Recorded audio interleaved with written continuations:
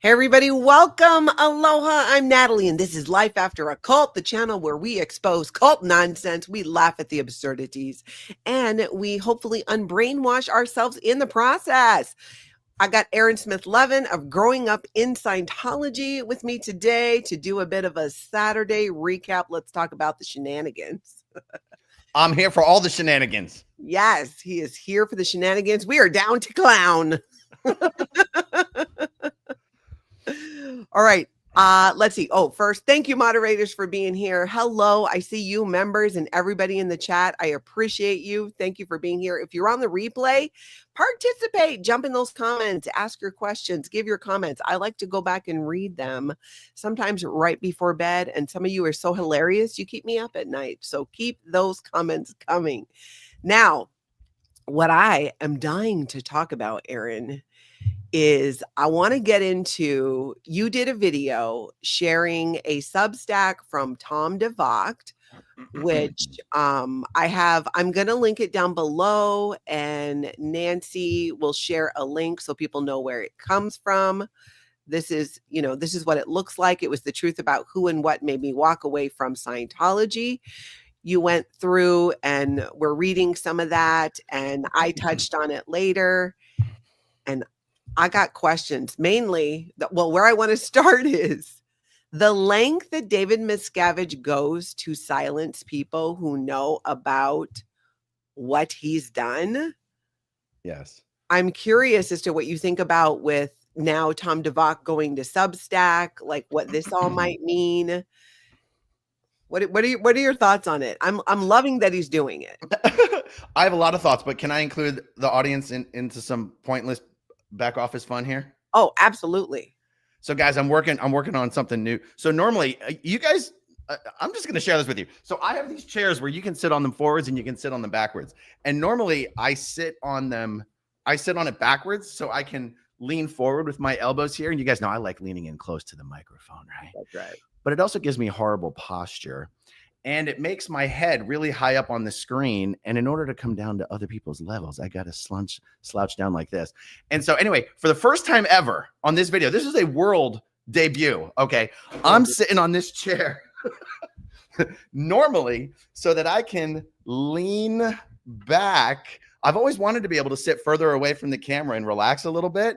Yeah. And that's why if you guys are like, something's a little different. Also, Natalie zooms in on us like we're under a microscope, and it makes me want to lean back. Okay, so anyway, that's the pointless fun that we're talking about right here.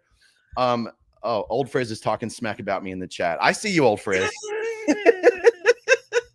Does it feel more comfortable? I mean, my chair has a back, but I'm always like, my back is hurting. And I tend to do the same thing. I'm like over here, like trying to like the microphone and I are in a relationship. So for me right now, this is more comfortable, but I was telling Natalie when I lean back, that's when you see my big belly. And then she's like, it's okay. They can't tell how fat you are because your shirt's black. And so not how I said it.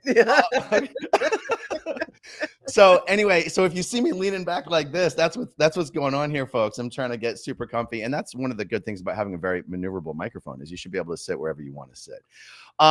Okay, so what are we talking about, Tom DeVocht? We were talking about, of course, I somehow X'd out. I'll go back and find. Oh, I got it in the private chat.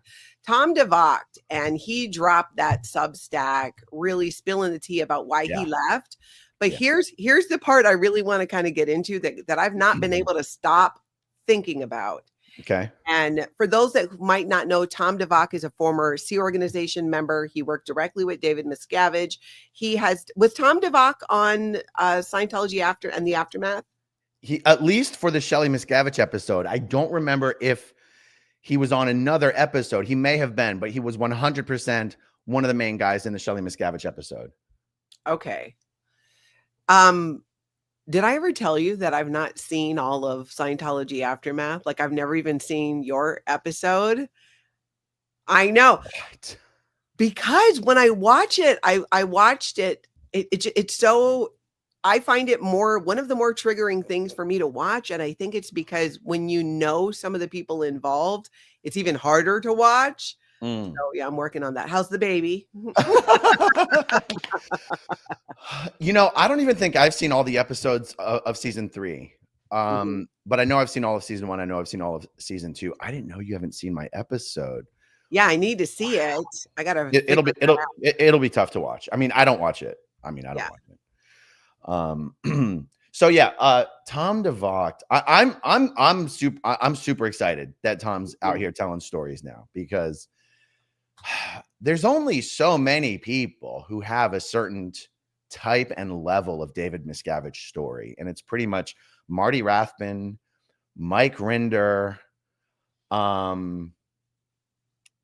There was another name I was just obviously if Ronnie Miscavige Jr. would obviously be one. Mitch Brisker has his own type of stories, but like Tom DeVocht knew David Miscavige as long or longer than anybody. Yeah. And who was the other person I'm forgetting? God, I know there's a lot of names I'm forgetting. Like Steve Hall is someone who comes to mind, but like, Steve Hall. But some of these people I don't remember exactly when they left. And I'm just saying, like, and I guess I don't remember. I guess Tom DeVocht did leave before Mike Rinder, because when Mike Rinder left, Tom DeVocht is who he went to. But Tom DeVocht's post, the length of time that he knew David Miscavige, combined with his post, it's not just how well he knew David Miscavige as a person, it's how much dirt he knows. Yeah. So like, just because you worked at the international management base doesn't mean you were all up in David Miscavige's business. Tom DeVocht was all up in David Miscavige's business. And I've never, Tom and I, we're not even we're barely even acquaintances, right? I don't know that we've ever, the only time I've ever even physically communicated like in real life in person with Tom DeVocht is when I was like 15 years old and he was still the COCMO Clearwater. And I was practicing one of my speeches for graduation because it was like a particular thing that was a little bit of a big deal. And me and the guy that I finished the course with had to have our speech approved by Tom DeVocht and Debbie Cook. And so we're literally just here in like a little room, just reading the thing to them. And other than that, I don't know that I've ever had a conversation with Tom DeVocht. Yeah. What the hell was my point there? There aren't a lot of people who know this kind of insider information about David Miscavige, who experienced it firsthand and sharing about it. You got Jeff Hawkins, maybe Mark Fisher, other people who've been speaking out. But I think that was kind of your point. And Tom DeVocht was very close to him. I mean, they were like college roommate close, it seems, with the stuff they did together. That's right. Because he was the COCMO Clearwater. And because FLAG is the org that's run by international management. And like FLAG is not run by a CLO. FLAG is not even really run by middle management. FLAG, just like LRH would have said that for a continental management org, their closest service org and the quality of that service org is the direct reflection on the quality of management. That was true for international management and FLAG. So FLAG is basically David Miscavige's org, because David Miscavige basically was international management. And so, the command lines didn't apply to FLAG. Like David Miscavige just basically directly ran FLAG. All the other command channels that existed were just there on paper, but David Miscavige ran FLAG. And Tom was the COCMO Clearwater. So other than the RTC reps that basically worked directly for Dave, Tom was the guy. He was the guy. And so not only did he know Dave since he was a teenager, so you have the personal knowledge of who he is as a person, you also have the operational knowledge of knowing all the inside stuff. Now, here's an example of something I'd like to hear Tom comment on. I've never truly understood how close the relationship is between the Office of Special Affairs and CMO. So like, at Tom, as the COCMO, would he also have been privy to anything and everything that OSA FLAG was up to and involved in? That's a good point. And for those that might not know, I want to just clarify, it's the commanding officer of the Commodore's Messenger organization. They're basically the people that represented L. Ron Hubbard. If you were speaking to a messenger, it's like you were speaking to L. Ron Hubbard. So being the commanding officer of all of those messengers in Clearwater, that was a really high position.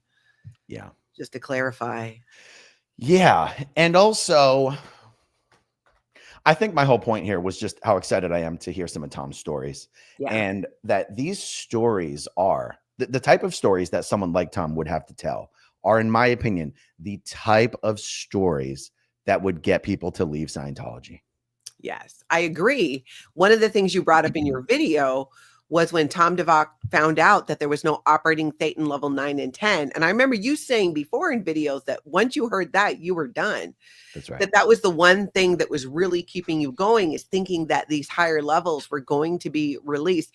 One question I had for you on that I just thought about, that I thought about earlier. You also talk about like you did almost no auditing. You managed to dodge that bullet. Mm-hmm. How did you reconcile that with then the upper levels? Was it just it would change conditions in the universe, in the world, without you having to do auditing because those levels are so powerful? Because you didn't plan on doing them yourself, I'm assuming. It was what they would say in Scientology, a little bit of a ruin for me, that I knew I didn't like auditing. But what I didn't like about auditing was having to talk about things about myself that I was uncomfortable with. Like, as a little kid, you don't really want to talk about private things. Yeah. And in my mind, I knew I wanted to go full OT. I believed in full OT. I believed in whatever this magical state was. My problem that I always had an internal struggle with was, man, I really want to get to the other side of that rainbow, but I don't want to walk the path. I wasn't sitting there going, I'm never going to go up the bridge. I was sitting over there kind of going, I don't know what to do about the fact that I do not want to or enjoy engaging in the process of what it takes to quote unquote get up the bridge. And it was one of those things where I was always comfortable just sort of parking that in the back of my mind, because you don't have to worry about that stuff on a day-to-day basis when you're on staff or in the Sea Org. You just have to worry about doing your damn job. Like, no one cares whether you want to go into an auditing session. And as long as you're not in trouble, no one's trying to make you go into an auditing session. And it's funny because that was my relationship with auditing. Like, an auditing session was something you only had to worry about someone making you do if you were in trouble. That makes sense. Why? Because your experience in being an outer org trainee at Flag when you were just a teenager, 14, 15 years old, and doing that type of auditing and training or security checking. Of course, you wouldn't want to be talking about those things because they're inappropriate for kids. Ricky! Hey, Ricky. Good to see you, man. We're going to be talking about you too, Ricky, so stick around. So auditing, it's funny. Like, that was my relationship to auditing. Yeah. When I would see other Scientologists or hear other staff members, like almost like opining, like, oh my God, I just wish I could get a session. I'd be like, what's wrong with this guy? I'd be like, what a loser. I wish I could get a session. Oh, I wish I could get a session. Do your job. Yeah. But that was very much the attitude, though, of, in the Sea Org, because Aaron Hubbard talked about how competency is senior to case gain. So it's senior to making, progress on the bridge. And that's definitely more of a common point of view, I think, too, for Sea Org members. But the everyday public Scientologists, especially the ones who'd never been on staff or never been in the Sea Org, had a different experience coming into Scientology, especially the ones not raised in it. Yes. Yeah. So not only does someone who's joining Scientology, especially if they get in and they decide to stay, there's something about the auditing experience that they're like, oh, I love this. I want more. And there was always a part of me that was like, how could anybody feel that way? But it's also another mindset of looking to something external to yourself to make you feel better about something. And that's never been a mindset that I had, partially because that's not how we were trained to think as staff members. I've always been like, only I can make myself feel better about something. And as you know, just from knowing everything about me in my life, that's how I am today. Mm-hmm. And it doesn't always serve me well. But like, I'm never looking, I'll never call someone else and be like, what should I do? Mm-hmm. What do you like? I'll listen to the advice of my friends, but I know that only I can solve my problems. And I always felt that public Scientologists, no shade at anyone. This is just as a staff member, how I always felt. Yeah. That this relationship that public Scientologists have to auditing to me felt foreign, of like they were looking to this external thing to make them into some better version of themselves. Now it's funny because I can hear the negative parts of what I'm saying, meaning I can hear someone else. I can imagine someone else hearing my words and being like, oh, that sounds like Aaron doesn't think anything could ever help him. And that's not necessarily true. Yeah. But anyway, let's forget that. But, I get what you're saying. But this all stemmed from you asking me, like, how did you reconcile that whole not wanting to get auditing, not liking getting auditing? It was fundamentally sort of a kind of a crisis for me, but it was a crisis I was able to ignore because Scientology staff members and Sea Org members aren't expected to care about going up the bridge. Yeah, exactly. And it is a different approach. The way that you're approached as a staff member or a Sea Org member in regard to Scientology is different. As a public Scientologist, like when I made the switch, I was staff and then Sea Org, and then I was a public Scientologist, which is sometimes the opposite for people. So when I became a public Scientologist, of which I was for many years, doing Scientology not as a staff member, even though I still got an added layer of BS because I had been in the Sea Org, and they consider once you've been in the Sea Org, you are a Sea Org member. And that used to always rub me the wrong way because I was like, no, I'm not. I left. But they're like, nope. And want to hold you to some crazy standard. But public Scientologists are very much catered to, because think about it, when you find someone's ruin, right? It's like, oh, what's going on? You're struggling with communication. This is why you're having problems in your relationship. Let us help you. It's very much done like that. Like, we're going to help you. Whereas a staff member and a Sea Org member, you are there to do the helping. You are there to do your job no matter what is going on in your personal life, no matter what anything. That's right. It really makes sense to me that you would actually have more of that point of view about it. That's right. That's right. It's so funny. I was just reminded, is it a George Carlin quote that says like the most terrifying words are like, hi, we're from the government and we're here to help, or something like this.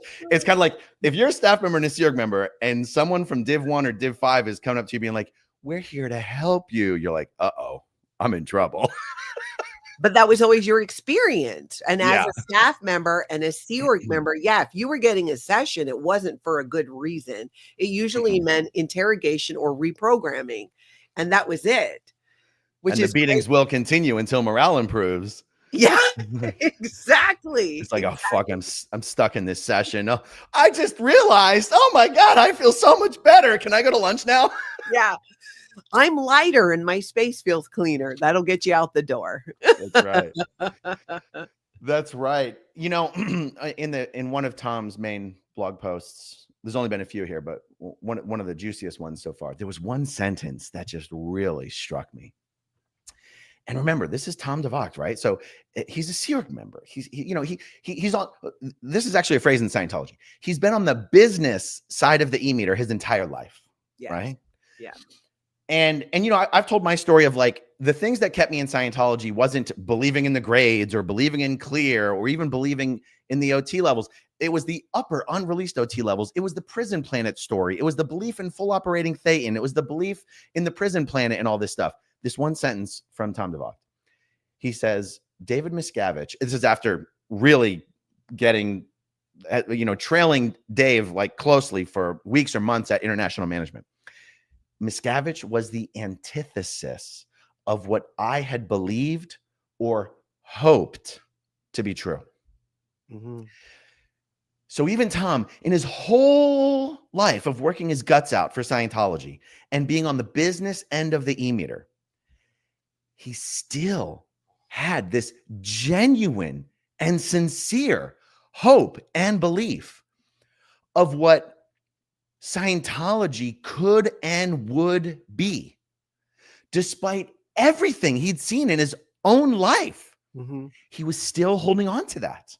He wasn't some completely cynical, disillusioned Sea Org member. He was still a believer. Mm-hmm. Until he got to see the real David Miscavige. Yeah. Which says so much. That just, and I that's why I think his stories are so impactful, because he was a real true believer. He was so close to David Miscavige, and it's like the Wizard of Oz. The curtain got pulled back and he was like, oh my gosh, this guy is actually no good. Yeah. And I just thought, because sometimes I wonder, like, at what level of the org board do you get to a point where they know it's bullshit? Yeah. And I think the more I think about it, the more I realize, like, I'm not sure anybody other than David Miscavige actually knows it's BS. Mhm. Yeah. I don't know. I don't know. Like, Tom was one of the most senior people on the base. I mean, not the only one more senior to Tom was, well, I guess all the people that came down from SEMO Int were technically more senior to Tom. But he saw everything there was to see at the biggest, most important Scientology base in the world for decades. And he was still a true believer. Yeah. So if being at that level for that length isn't enough to truly see behind the curtain that this is all a scam, Yeah. then I really don't know that anybody other than David Miscavige is actually like, this is all a scam. Like until Miscavige told Tom that there were no OT 9 and 10, he did not know. Yeah, he didn't know. David Miscavige has done a good job of isolating certain information and keeping it away from people. And I think this is an interesting thing for people to understand about Scientologists is that the vast majority, if not all, really do believe that Scientology is going to do good in the world. And for Tom DeVocht to be at Flag, like you were saying, all of those years and still be a believer means that people there thought and think that what they're doing is actually going to change conditions and that they actually are helping people. People aren't going there. The majority of people are not trying to they are trying to help. They think they're helping. And that's the heartbreak in it for me, is the way that people sacrifice their entire lives, their finances, their families, truly believing that the sacrifice is worth it, because when operating Thetan levels 9 and 10 are released, when these organizations are all ideal, that the world's going to be a different place. And it is just not true. And the people who realize that that's not true, they leave.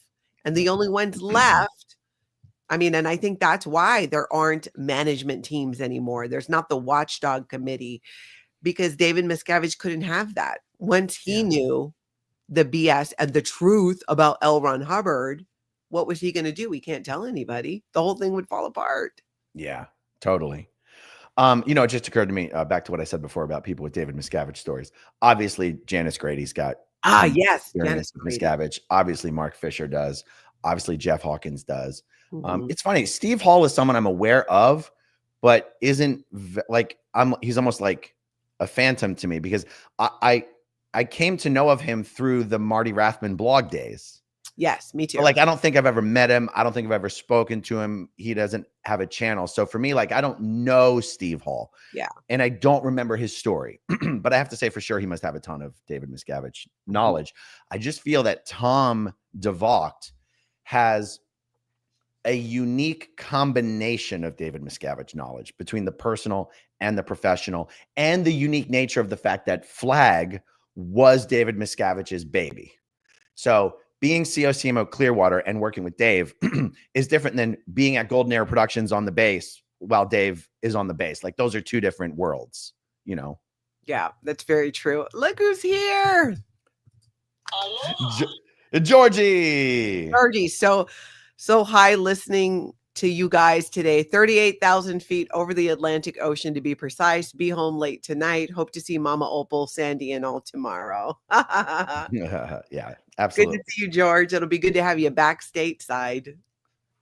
Yeah. So let me ask you this about Tom DeVocht, Pat Broker, because the other thing that I found interesting is the length that David Miscavige will go to silence people who know these things. Like Pat Broker, he had followed for such a long time, and I never understood why. And then John Atack, in an interview I did with him recently, said that he alleged that David Miscavige and Pat Broker would take money, some of L. Ron Hubbard's money, and go to Vegas and gamble, which I had heard before. But John Atack alleges that that also involved David Miscavige sleeping with prostitutes, which is an allegation that Tom Atack brought out. Tom Atack? Is that John's brother? John Atack. John Atack. And I it haven't makes heard that one before. I well, haven't heard that one before. even just the gambling would make sense. 'Cause I was always like, why did David Miscavige have Pat Broker followed for decades when Pat Broker has never said a word? Yeah. Because I think it's because Pat Broker is one of the only people who could truly, with some level of authority,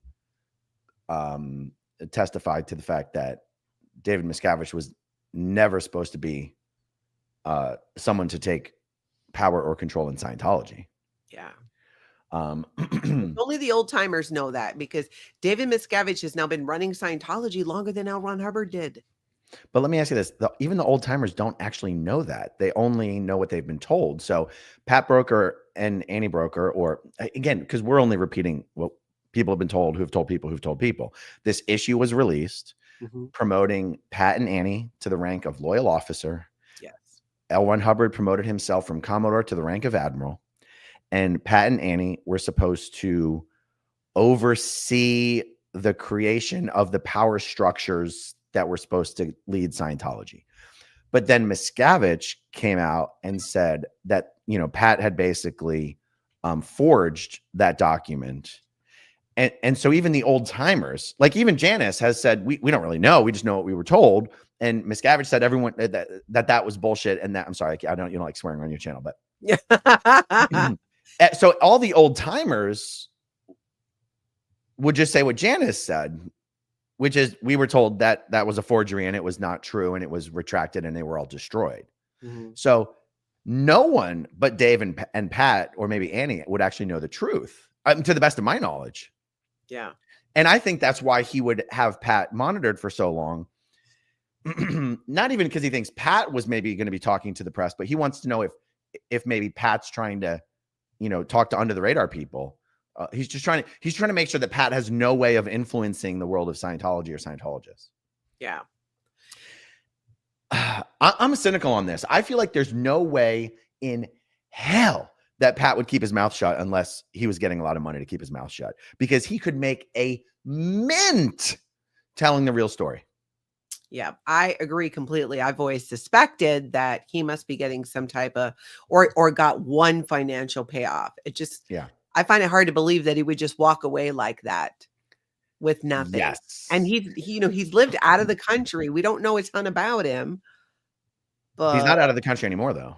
Is he back in the country? He's lived out of the country. I don't know where he's gone in and out, I think, right? I know where he lives. You know where he lives? Yeah. But you ever reach out to him? Maybe write him a letter. I couldn't say if I did. Hi, Pat. We'd love to talk to you, Pat. We've got a great community for you. But it's totally possible that Miscavige not only paid him off handsomely and continued to pay him off, but also at the same time hired the PIs to keep tabs on him.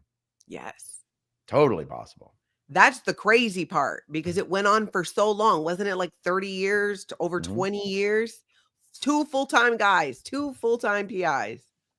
Yeah. And then I'd have to go back and review the stories to see. So Miscavige stopped paying them, and then the PI spoke to the press, and then they got paid off to stop speaking to the press. But I don't remember why Miscavige stopped paying them. I feel like something brought that about, and it wasn't just Miscavige decided they didn't care about Pat anymore. I forget what the story was. I never heard that was. Now, Jeff Augustine says the private investigator sued. They sued for basically breach of contract. Like you said, you'd pay us for the rest of our lives. But I don't remember why Scientology stopped paying them. I bet Jeff remembers. He's got a good memory for these things. Yeah. Why do you think? Do you remember, Jeff, why they said that? Why they stopped? Because I actually don't know that I ever knew or heard why. I just knew that they did. And then the PIs came forward. Yeah. Somebody that was the greatest thing. The RPF that was the greatest thing that ever happened. It was amazing. It was like, what? You did what? I mean, they went into details about how they followed him and how they surveilled Pat Broker. Yeah. Okay. So Jeff is saying that Miscavige quit paying them due to budget cuts at OSA. Oh. Okay. Now, to be fair, Mike wasn't there anymore, but he might have Mike wasn't there anymore at the time, but like it's like, okay, so you're cutting the budget, but were they still working? Like, did you really just stop paying them even though they were still working? Like, Yeah. or, DM had blackmail on Pat for sure. But it's like, yeah, I don't know. Or Like, maybe he got, okay, here's a theory. This is totally a suspicion. This is a theory. Because David Miscavige had Pat Broker followed consistently for over 2 decades, I forget how much time, then he suddenly stopped. And like what Jeff's saying, right? He's got blackmail on him. So maybe it's the blackmail he learned about, like through the surveillance. He got blackmail, was like, oh, I don't need to worry about this guy. Because if he tries to say anything, I'm using this. What do you think about that? Maybe he found out that way. Valhalla says Pat also one of the few who could authoritatively announce that there are no unreleased upper levels, but by now perhaps no one in Scientology would know or believe him. That's a good point too. I mean, that's true. Just like no one in Scientology would know Shelley Miscavige, no one in Scientology would know Pat Broker, except for the unfortunate fact that there is all those videos on the internet of Pat Broker being the featured speaker at L. Ron Hubbard's death announcement at the Palladium. Yeah. Like, oopsie. Yeah. And those of us who remember the issues that came out that they sat him on everybody's desk saying that they were that. Thank you. Aloha, Danielle. Thank you for the super chat. Yeah. Is it cognitive dissonance, which makes them stay even when they know it's BS? It's hard to admit one is wrong after paying so much money. That's true. Yeah. I mean, I think most of the public Scientologists who continue to pay for Scientology still believe that somewhere up along the line, everything is going to make sense and work out. I think once a person truly gets to the point where they're like, oh, it's all BS, isn't it? I don't think they keep paying for and doing Scientology. Yeah. They might do what I did, which is just sort of be under the radar and try not to get declared for as long as possible. But I don't think they keep paying for Scientology if they truly think it's BS. Yeah. Yeah. I think you're right. I think for public, for sure, there's no reason. And I think still for a lot of Sea Org members who at least get an idea, who have seen David Miscavige's behavior. Think how many people have come out, even L. Ron Hubbard's behavior. Like, there's people even in the chat who experienced things with L. Ron Hubbard on the ship with horrific stories. And it's like David Miscavige just continued it on, and it was kept secret. Yeah. They tried to keep it secret. You can only hide so much with time. Yeah.Hold on. I'm trying to do my sit up straight, but get away from the camera thing here. Yeah. You got to get comfy. I find like too, I'm like, I'm thinking of getting one of those gamer chairs. I have this chair. If I didn't think it was so cliche to get one of those chairs, I would have gotten one a long time ago. But I mean, gamers are in those chairs for hours. So I'm thinking surely there must be something to the design of the chair. But these are the chairs. These are the chairs Joe Rogan uses, and he sits in that chair for like dozens of hours a week. And I was like, how bad could they be? I mean, like, so if I get a gamer chair, I'm gonna have to put up shelves and LED lights and stuffed animals and everything. It's gonna be like the total cliche YouTuber. I just want one with better. Oh God, if I could get a chair that had built-in shiatsu that could like run videos, like that's my speed. Could you imagine? You're in a video and all of a sudden it's like, it's like either Natalie's chair or it's one of her new toys. Check out the link on my community post or the video I did about it the other day. Yeah, my new little sponsor there. I was excited to get a sponsor when they reached out. Congratulations. Yeah, thank you. What were we talking about? Oh, Pat Broker. Yeah, Pat Broker. It's funny because it's one of these things where like whatever the scenario is, I'm going to come up with some explanation for how I think it got to that scenario. So whether they have I find it hard to believe that they have enough blackmail on Pat Broker that alone without money is good enough reason for him to stay quiet. Like, unless it's blackmail that can literally send you to prison. And I have a hard, okay. So what I've heard is that Dave threatened to basically report Pat to the IRS for, all the cash that was funneled to Hubbard and no taxes paid on it. And I'm like, Dave would have been involved in that. So I'm like, there's so is Dave really going to go to the IRS and be like, we're going to whistleblow on our own members and we're going to say that we discovered this and we rooted him out and we cast him out and we're turning him over to you? It's like, I don't know. You want to open up that can of worms. I don't think you want to open up that can of worms. It's just so hard for me to believe. Okay. Is it hard for me to believe that Dave has blackmail on Pat? No, but more blackmail than he's tried to use against everyone else, including, well, he succeeded in blackmailing Marty Rathman. But that's because Marty's a pussy. Marty's just language. Oh my God. Marty's just a weak coward. He's a weak coward. But look at how they've tried to blackmail everybody. Dave tried to blackmail his own brother. Is there more embarrassing stuff that he's got, more embarrassing or incriminating stuff that he's got on Pat Broker than the stuff he's tried to do to his own brother? Well, I guess the important piece would be, would it feel that way to Pat Broker? Because he can have blackmail on somebody and they might go ahead. I don't care. Nobody will care. Yeah. Because I don't know. I feel like if I'm Pat Broker, though, I'm like, I got the exclusive story of L. Ron Hubbard's final 6 years. No one has ever told that story because no one has that story to tell. Yeah. Annie Broker died. She spent all of her days at International Management until she died. And then there was that guy, Steve Sarge Fouth. I heard his story about L. Ron Hubbard and the high voltage e-meter and trying to kill himself and get rid of his body thetans. But I never heard Sarge try to tell the whole story of L. Ron Hubbard's last 6 years. Pat Broker's the only person on earth who has that story. Yeah, even Dr. Dink is passed. That's right. His own physician who would be able to speak. Well, maybe not because of HIPAA, but he's gone. Yeah. Yeah. And I'm like, okay, and also what's the statute of limitations on this blackmail?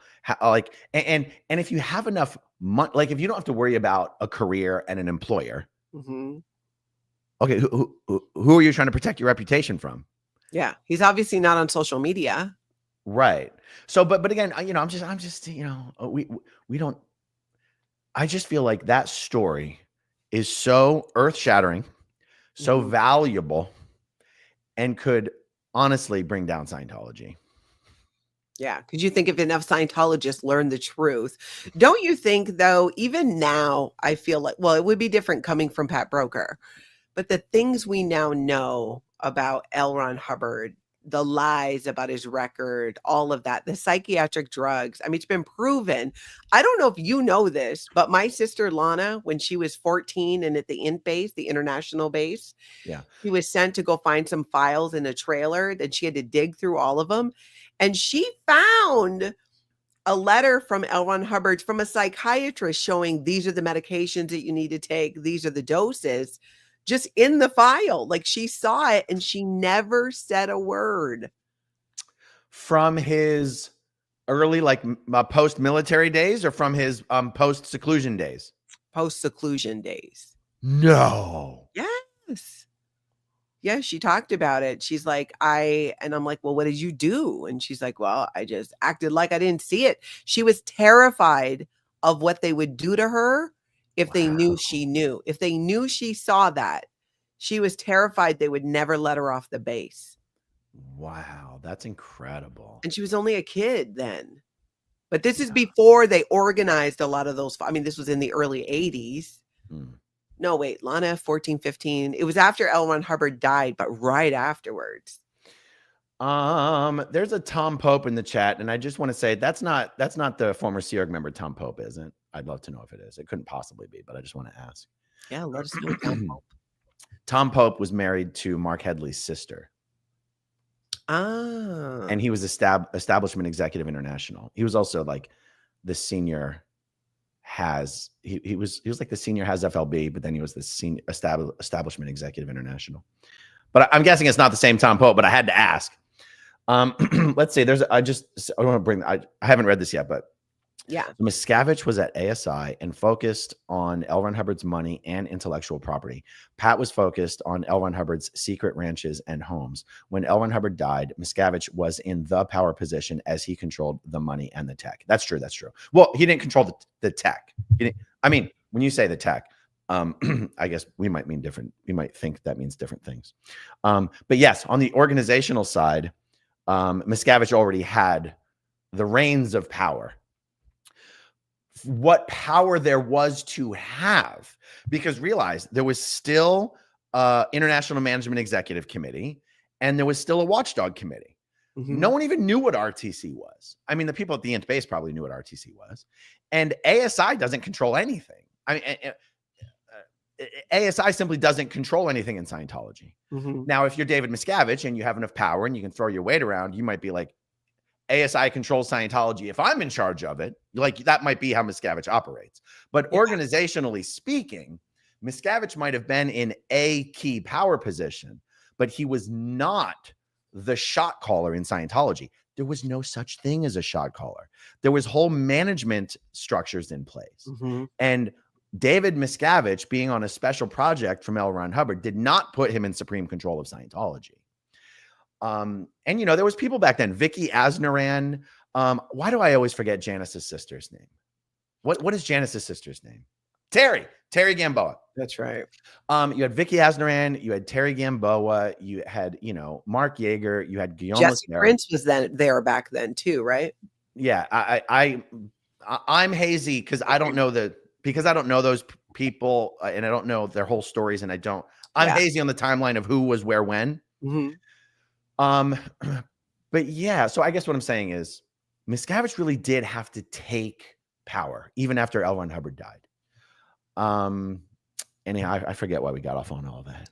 Because we're talking about the steps, the lengths that David Miscavige will go to kind of silence certain people and not others. It's like, I think it's whack-a-mole. He just cannot keep up with the amount of people who are speaking out. And I don't think he cares. Tell me what you think about this. Do you think he cares more about what people leave and expose and say about Scientology or about him himself? Him himself. That's what I think too. Yeah. Oh yeah, I was looking. Yeah, no, it's not the same Tom Pope, but okay. Anyway, he would have been Mark's brother-in-law. But yeah, I don't even think Miscavige cares what people say about L. Ron Hubbard. You know?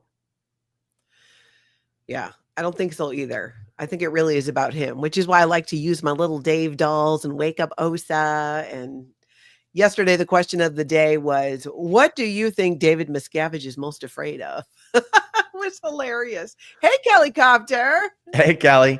Yeah. Oh, apparently what he's most afraid of is body thetans. Let's talk about that. Yes. Yes. And I'm pretty sure most of you know, but real quick, body thetans are the alien beings that were thrown into volcanoes, the people that blew up. Their souls were brought out and basically attached to humans. And we have all these thetans, body thetans attached to us, influencing us all over the place. So this is funny, right? Because in Tom's blog post, did he just say that Dave was afraid of body thetans, or did he mention the children? It was someone else earlier that mentioned the children, right? Yeah, I think it might have been somebody else. I'll scan it here. Someone else, whether it was someone previously had said that Miscavige doesn't like children and stays away from children because he's afraid that the body thetans will jump off of the child and get onto him. And at the time, that was very funny and sounded plausible. Yeah. But thinking about it more, and in Tom DeVocht's blog post, he reiterated this idea that Miscavige was terrified of body thetans. But here's what doesn't make sense. Everyone in Scientology is believed to have body thetans, not just children. Yeah. And even Scientologists have body thetans, and even Sea Org members have body thetans, and even OT3s or OT5s or OT7s have body thetans because they are all somewhere in the process of still getting rid of them. Mm-hmm. Almost everyone at the international base is below the level of OT7. Almost everyone in RTC is below the level of OT7. Yep.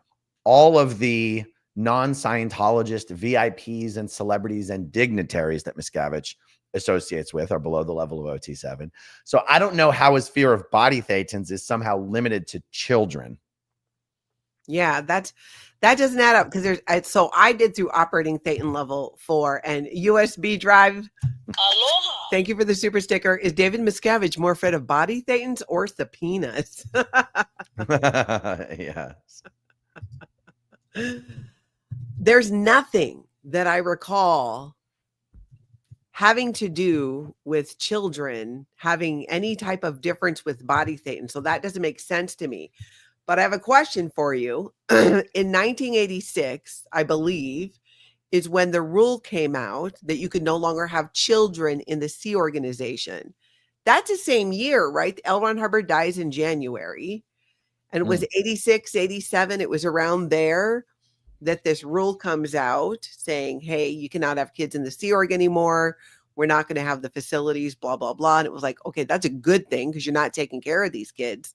But now hearing this, that allegedly his biggest fear is body thetans and the body thetans of kids. Did David Miscavige get rid of the facilities, not so much for the well-being of the children, but because he was afraid of children?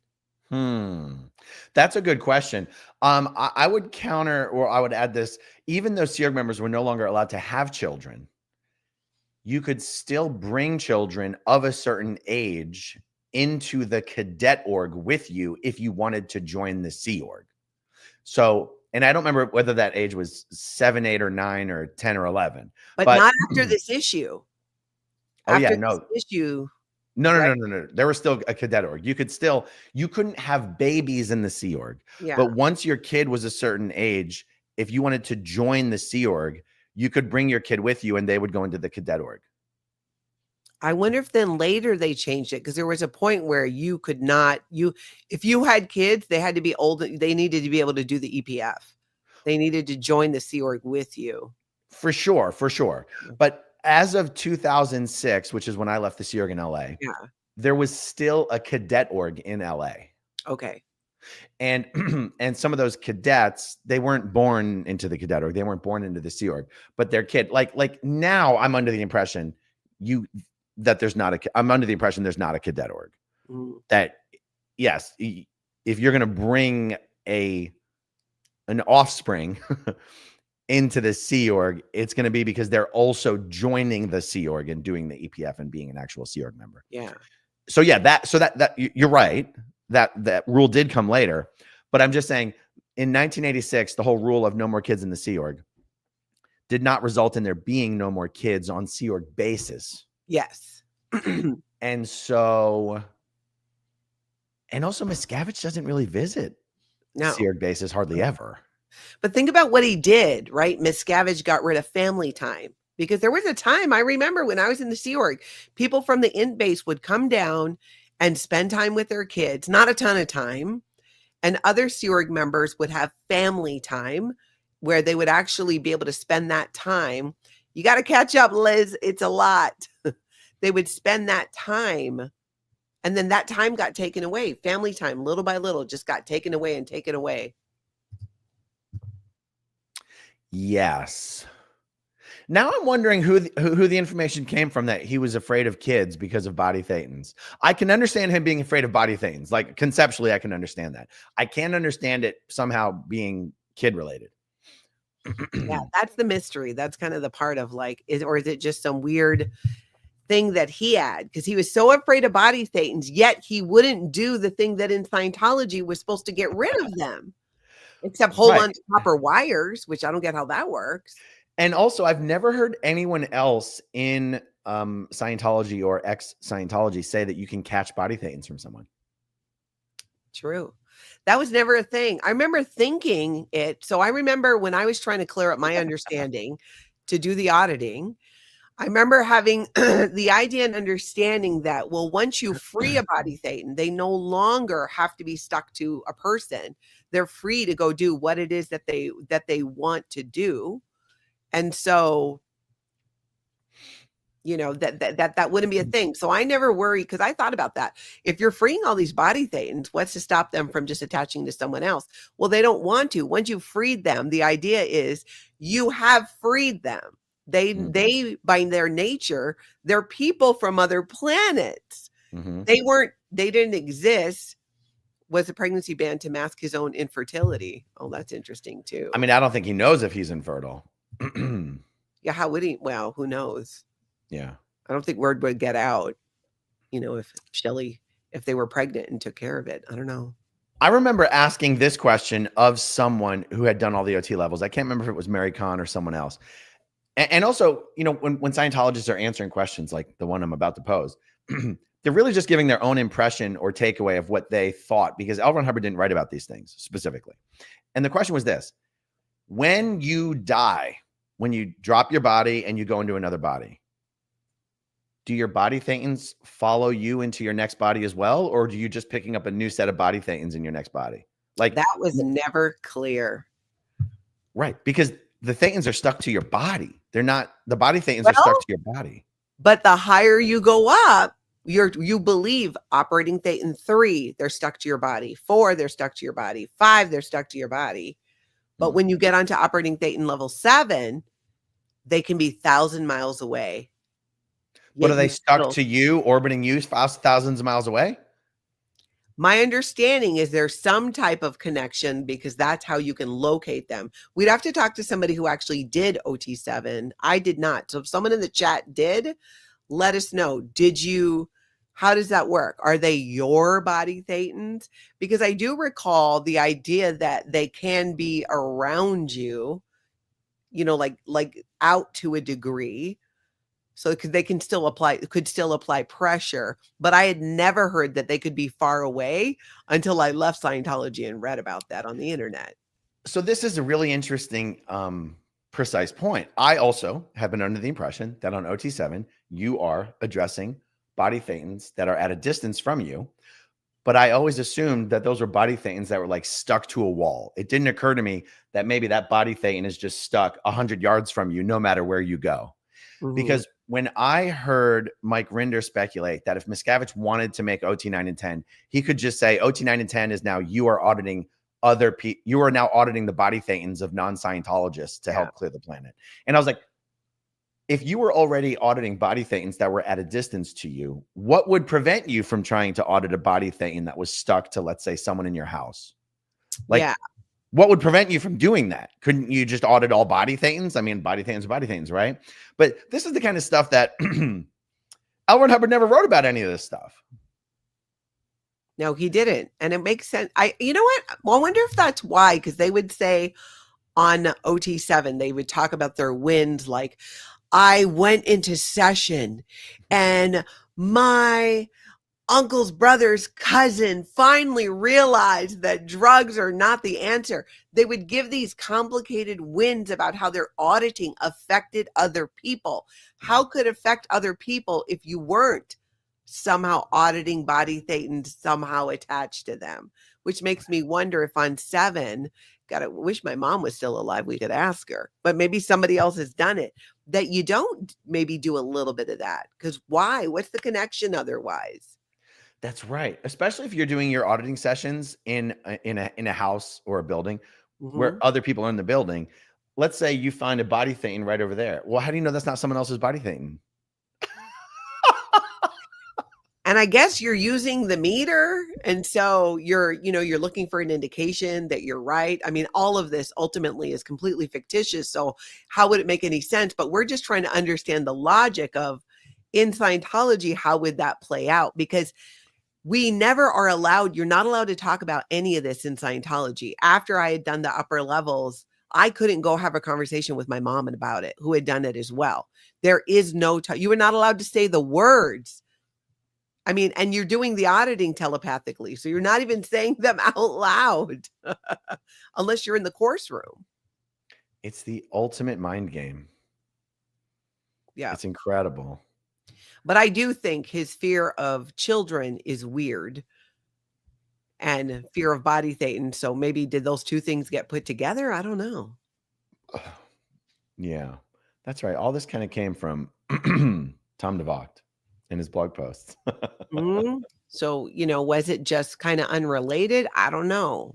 But I always had the idea that it was, they never wanted, they didn't want parents taking their time and resources to take care of their children. And so the rule got put in place. But after some other people saying things, I'm like, oh, I wonder if he was a bit afraid of children because of their body things, even though that makes no sense, even from a Scientology perspective.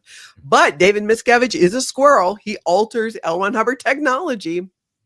Maybe that's why OT Scientologists are obsessed with trying to telepathically negotiate deals to have other OT Scientologists who've died take their baby's body so that their baby doesn't have any BTs. Maybe that's it. Because that is totally a thing.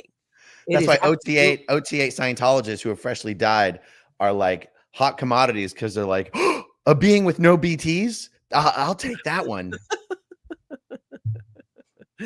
Yeah, that was so cringe. Oh my gosh. There was nothing, even on my best day in Scientology, I felt very uncomfortable when people would talk about, oh, I see you're pregnant.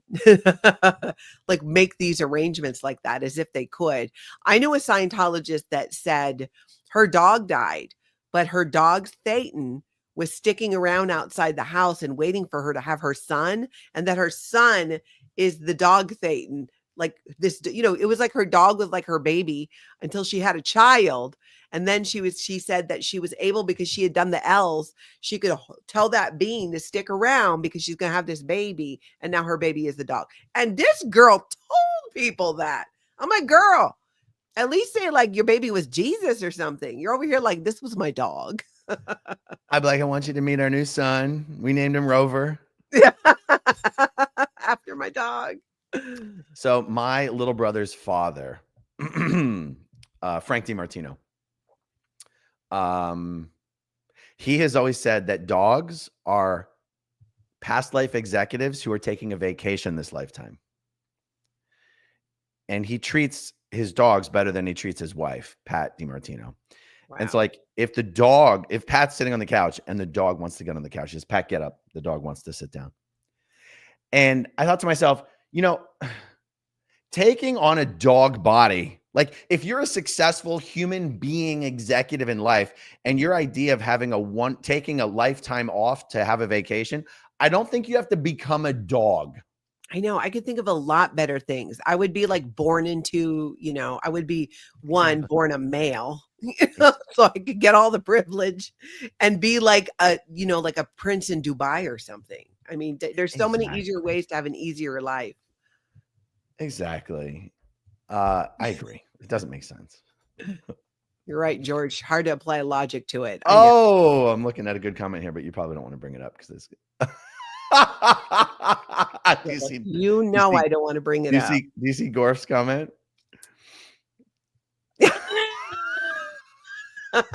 Well, everybody in the chat can say it. And it's fine.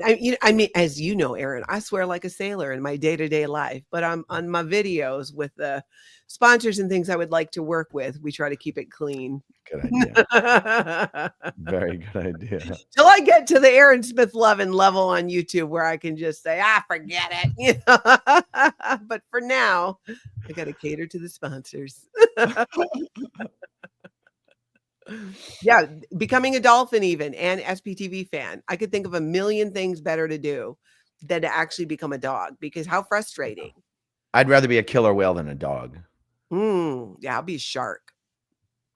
Killer whales can kill sharks. Yeah, that's true. But sharks have more access because killer whales are so big. Sharks aren't even cute and adorable like killer whales are. Killer whales are cute and adorable, but they are killer whales. But I don't know. I feel like sharks get a bad rap. Like I get all irritated about Shark Week because sharks are just being sharks. They're doing their thing where they live and we want to judge them. They don't go after humans on purpose. Yep. They think they're turtles. Well, tell me this then. So we don't quite have it figured out why David Miscavige got, really his fear of children and all that. But we were talking about like the lengths that he will go to quiet people, which kind of makes me think now about what happened recently with Erica in Clearwater.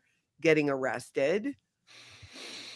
Yes. The more I think about what happened with Erica, the more I think it was a cop high on his own power, who cannot accept the fact that someone isn't following his instructions and doesn't care whether his instructions are legal or not, and knows that you can beat the charge, but you're not going to beat the ride. What's the word? You can.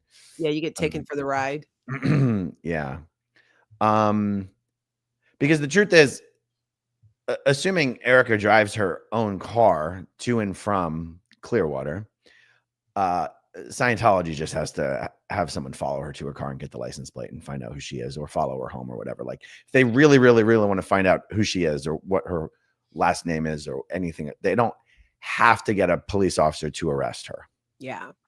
I wouldn't doubt too that they might say, hey, feel free to harass this person. I mean, I could see her being a thorn in their side because she's out there so regularly with her signs, and people, you can see in Clearwater when you guys are out there, like the community, a lot of people are getting into it. Where they come by and, you know, the honks and the comments and people coming and having conversations about what you're doing. It's been really fun to watch. Yeah, it has really been incredible. What's amazing about the location where Erica normally stands is that's where you get tons of pedestrian traffic. Yeah. And over where we stand outside the Superpower building, there is almost no pedestrian traffic. But also what she does over there, like her sign, I forget what it says. What does it say? Nobody likes Scientology. Find out more at endscientology.org. There's another one of her signs that says, like, you would make a great ex-Scientologist. And then it says SPTV Foundation, I think. Her sign doesn't say honk. And so it's not like us being over when we all joined her with our honk signs. That's much more annoying for Scientology. So it's like, I guess what I'm saying is what she's doing over there, it doesn't make sense that Scientology's like, they didn't even try to have people come out there and really harass us when we were all over there with our honk signs. Yeah. Like, what really got me though is like that it happened when she just happened to be out there by herself. But actually, let me check myself. She's been out there by herself for 3 or 4 days a week, every week for 14 or 15 months. I really think this was just a cop who has not found out yet that you don't get to arrest someone for not listening to you. Like, you are not the law. You're supposed to enforce the law. You're supposed to know the law. You are not the law. And the fact that he would put a peaceful protester in jail for a night and a day for just not liking where she was standing and refusing to give him her full name. I think that's a guy who is just abusing his own power. Yeah. And needs to be publicly humiliated until there's some consequence. Yeah. I think you're right. I think that's a lot of it. It's really hard to tell. You never know with them, but he definitely did come off that way. And they're surprised when they realized she had a body cam on. That was rich. I love that. And then in listening to Erica tell the story later, she spoke with you. She talked to Mark Bunker. I was like, dang, Erica, like, I don't, because we don't hear from her as much. So it's like, oh, is she shy? And like, no, this girl was handling herself in jail. Like, she was not bothered by it at all. Not to say she wasn't bothered by it at all, but hearing her, talk about it, it was like she was, pretty in control about it. Well, she sort of pointed out to us in the group chat afterwards. She's like, I mean, I'm sure you guys have noticed. She's like, you guys have known me for a long time now. You don't know my last name. You don't know where I live. You don't know if I'm married. You don't know if I have kids. You don't know where I work. And she's like, that's on purpose. I'm trying to, I'm trying to, do my thing here while not, I'm now putting words into her mouth. She didn't say all the following. While not basically exposing herself to being messed with by the people in this community and Scientology who mess with people in all sorts of ways. So the fact that that happened to the only person in our community, I'll say the Clearwater community, who has been able to maintain that level of anonymity while also being a very public member of our community, that's what made it seem like this feels targeted. Yeah. Like that's what made it feel so targeted. Yeah. Because you'll notice what they'll sometimes do, I'll notice, is they try, right? They want to get the one away from the herd. They want to get the one that, or when they think somebody is injured or down, that's when they want to go for you and separate you out from the herd and then go in for the kill like that. Yeah. And they underestimated Erica completely. It's amazing, right? Like, because she's out there doing her own thing by herself so often, because she has been able to maintain this, I guess I'll call it like a certain level of arm's length relationship to everyone. It's easy to assume that because she's so nice and she's so mild mannered and she's so calm. And it's easy to assume that, oh, she's just like this sort of polite little shrinking violet or whatever. And you're like, she was a badass. Yeah. She was not even slightly intimidated or threatened by those cops. She did not hesitate for a second. She was not worried at all. She made friends in jail. You know, she made friends in jail, got a ride, and then went back and protested when she got out. sleeping on the top bunk. Reigning over her kingdom in prison, not prison, jail. That's right. And she said, like, there were some scraps going on, you know, there was some violence going on, but yeah, to hear her tell it, I respect that. I like a person who's got that quiet confidence. Yeah, totally. And I think that's definitely, silent but deadly, Kraken. Exactly. And I said last night when I was talking to Mark Bunker, is like, normally I would just go to the next city council meeting in the public comments section and talk about what happened and demand that something be done, and keep doing it every single week until something gets done, until that police officer gets fired or publicly reprimanded or something. But they've removed the public comments section from the Clearwater City Council meetings. What? When did they do that? Months ago. Can they do that? They've done it. I do not know how it's constitutional. I do not know how they're able to do that. You're only allowed to speak to items on the agenda.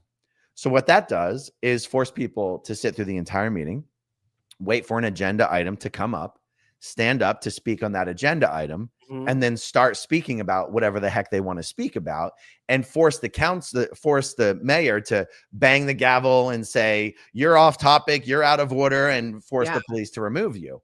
But it's like, if that's what you're going to make us do, then that's what we'll do. And maybe that's what we will do. I think what Eyes on the State and the Armed Fishermen and John Felix and a bunch of other people did. Are they from the 1A community? Yes. Okay, and they were there last night, right? John Felix was here. Eyes on the State was here last night. Armed Fisherman was not. In fact, what that group of people and many others did even to protest the fact that they removed the public comment section was they stood up for every single agenda item to complain about the thing being removed, and then would sit back down and then get up at the next agenda item and complain about the public comment section being removed, and then sit back down and then get up in the next agenda item and complain about the public comment section being removed. And it's so offensive that not only have they removed the public comment section, but now there's no way to publicly speak to the elected representatives of this city about things like this blatant violation of Erica's civil rights. It couldn't be more blatant. It's not a crime to be standing where a police officer doesn't want you to stand. Yeah. She was not suspected of having committed a crime. There was no investigation to be had. Now, if you have reasonable, articulable suspicion that a crime has been committed, you are then conducting an investigation and you have to identify yourself. A police officer cannot just walk up to someone without any reasonable, articulable suspicion that a crime has been committed and demand that you identify yourself. That is against the law in Florida. That is what the police officer did. He violated her civil rights.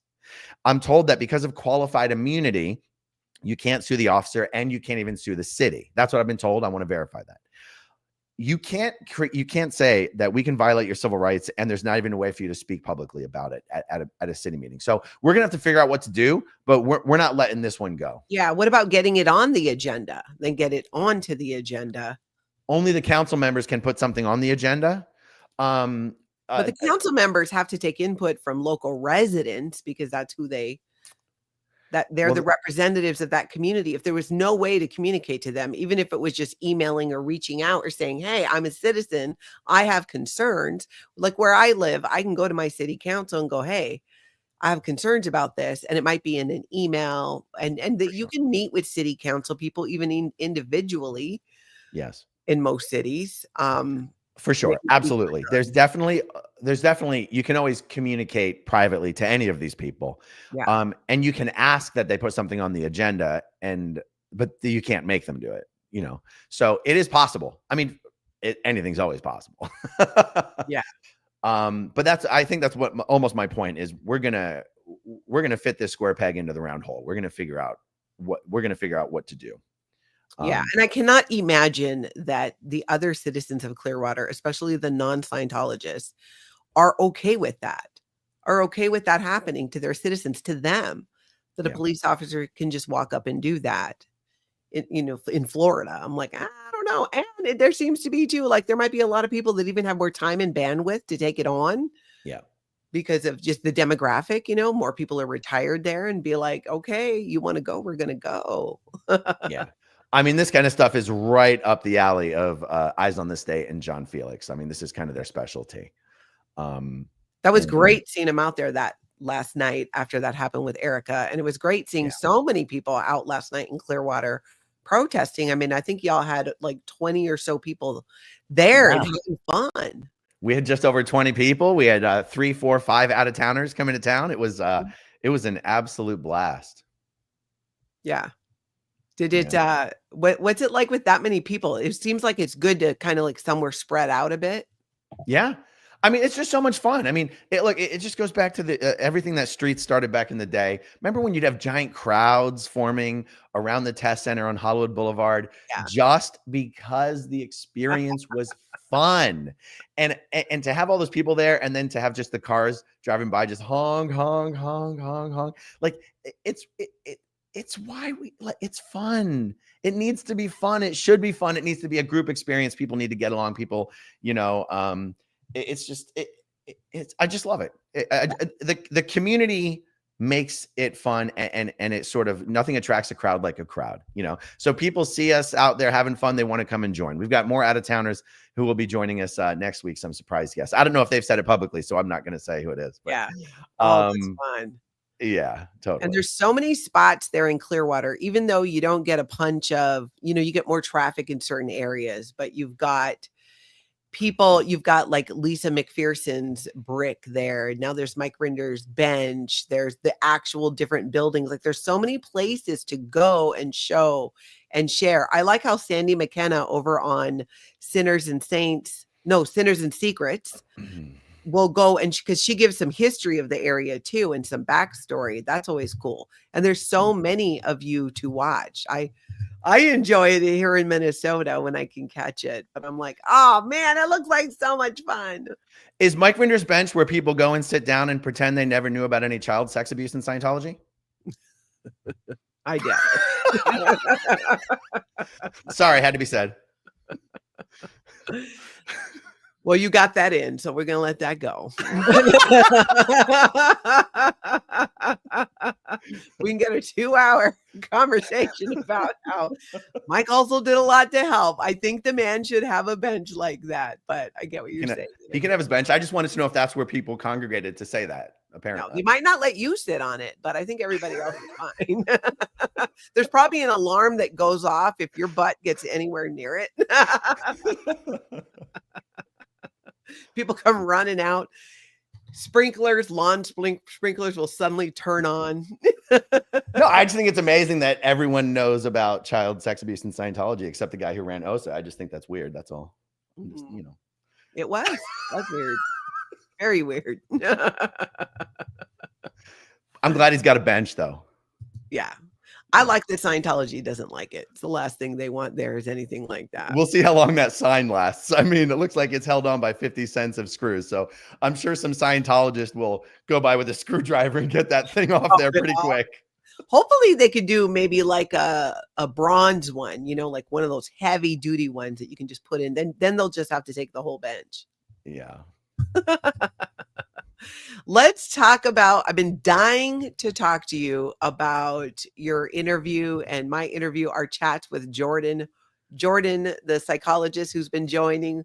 We found him in Michigan when he spoke to the city council, standing up, trying to, you know, about the L. Ron Hubbard Day, Dianetics Day fiasco that happened. Yes. Talking to Jordan was amazing. Yeah. Yeah. Tell me your thoughts. I want to know what was going through your head when you were talking to him.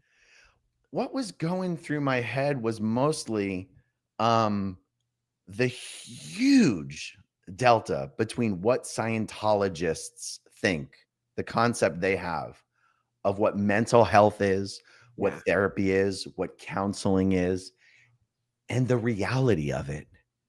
And I mean, I had a whole lot of thoughts, but I feel like if I had to look back on the whole interview and go like what was the biggest main persistent thought I had during that whole time is this weird caricature that Scientologists have, that therapy and counseling and mental health equals electric shock, lobotomies, and drugs. Yep.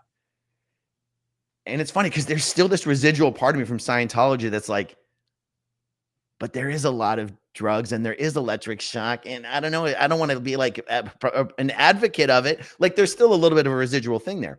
Yeah. But the fact that there's this caricature that like, that's what it is. And because those things exist, it discredits like the entire field of mental health or counseling or therapy is just so simplistic and reductive and absurd.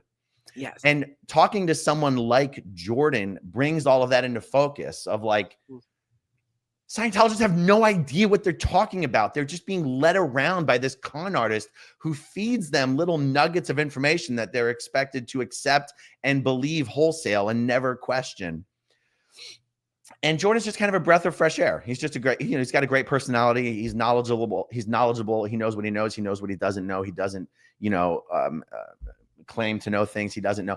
He's just fun to talk to. Yeah. I was very, very surprised by the amount of empathy and the caring approach as a psychologist that he takes to not just his patients, but his students, and in understanding people. Again, because now I've, you know, talked to therapists, but not like a full-blown psychologist or psychiatrist for a length of time. And I was really like taken aback by that. Like, wow, there's so much empathy and the approach. And he even said, were we, you know, overdoing, you know, was the way that electric shock was used, was that, you know, right and correct? No. Where can some things be abused or done too much of? Yes. But it doesn't take away the entire, you know, the entire field or the workability of it. Right. But the amount of tools, the approaches, the understanding, the being willing to help people instead of judging them and helping them not judge themselves, that just blew me away, because we've always been told psychiatrists and psychologists mainly are, you know, just these criminal and monsters, and nothing could be further from the truth. He was filled with compassion. Yeah.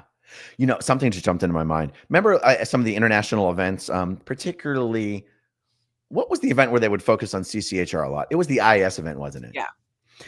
They'd give examples on stage. They'd announce various psychiatrists or psychologists who had been tried, convicted, and imprisoned for this devious crime and that devious crime and this sex crime and that. And it's funny, at the time, you're like, oh my God, they really are. They're all sick, disgusting criminal perverts. And then you go, Scientologists do all the same stuff. Yeah. Like, you see Scientologists get indicted and sent to prison for all the same stuff. And there's less Scientologists in the world. Yes. But a large amount of them who've been indicted and sent to prison. Yes. Yes. fraud, murder, all sorts of stuff. Mm-hmm. And one of the other great things that that Jordan pointed out, which just kind of like slapped me in the face with its simplicity, is like, he said, yes, those things happened in psychiatry and psychology. And it was the field of psychiatry and psychology that eventually reformed itself and changed those ways. It wasn't Scientologists yipping in the background that caused those things to go away. It wasn't government intervention that caused those things to go away. It wasn't prosecutions and indictments and that caused those things to go away. It was the field itself that caused those things to go, lobotomies, for example. And he's like, that's what science is. Like, scientists are the ones who are debunking science. It is scientists in any field, whatever field it is, that are constantly trying to either disprove each other or prove themselves to each other.